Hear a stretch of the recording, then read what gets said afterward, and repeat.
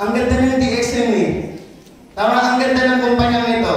Tama o tamang-tama? Tamang-tama! No, sabi nga nila, if you want to achieve what is achievable in DXN business, all we have to do, gamitin natin ang DXN. Tama ba? Yes! Gawin natin ang DXN. Araw-araw natin gawin. And I am very happy na may ganitong mga programa simply because, sabi nga nila, if you don't have the knowledge, we don't have the edge. Kumbaga, ang kaalaman, yan yung kailangan natin eh. Para matamasa natin yung success na gusto natin. Ngayon, naghahasa kayo eh. Tama ba? Hinasa kayo ng masterclass. Tama ba? Parang pagputol ng puno lang yan eh. Kahit lagi natin ginagawa ang DXN kung mapurol na tayo, hindi natin mapuputol ng puno. Tama ba? Pero ngayon, I believe na nahasa kayo little by little. Hasana kayo, anong kailangan natin gawin. Pag naputol yung puno, napuputol natin ang puno. Say for example, sa pag-DXN business natin, yung learning na natutunan nyo ngayon, sabi nga, do not lead your learning into knowledge, lead it into action. Kuha niyo ba? So, yung natutunan natin, ano yung gagawin natin bukas? I-apply. Tama ba?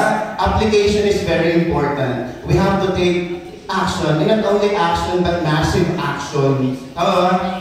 Tanong ko kayo, may pangarap pa tayo sa buhay? Yes! Anong gusto nyo? Mabilis o mabagal? Mabilis! Ba't ba natin patatagalin na isang bagay kung pwede naman mabilis? Yes! When I started doing DXN, I have a lot of sleepless nights. Tama ba?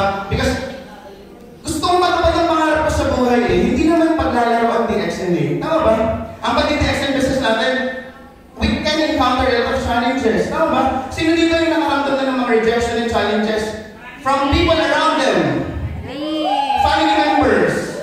Friends. Relatives. Sino dito yung antenang nakakaramdam pa rin ng frustration? Tama ba? Ganyan nga nararamdaman natin. Bibitaw ka pa ba? Tama ba? We have to take those challenges as sabi nga nila, fertilizer for us to grow. Hindi ako tumigil simulat sa pool na sinimulan ko ang pag-DXN business ko until now. Why?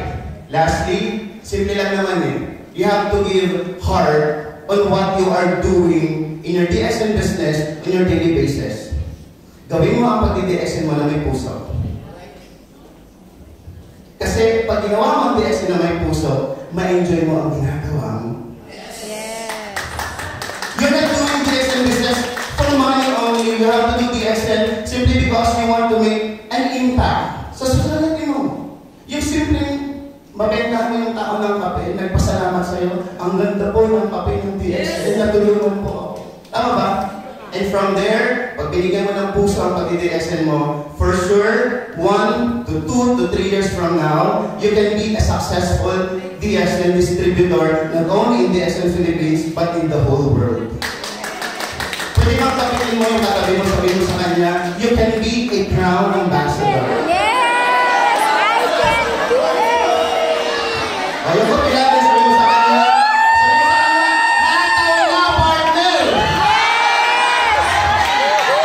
Okay? Mas maganda yan, hindi pwede bang tumayo ang lahat at magkaroon kayo ng DXN Club? Para naman maramdaman natin yung energy naman, di ba? Okay? Kasi pag lahat ng pamalakpak ngayon ng ating traditional club ay magiging crown ambassador. Are you ready? Are you ready? Yes! Ikaw natin pagkatapos, DXN Pilipinas numero 1. Okay?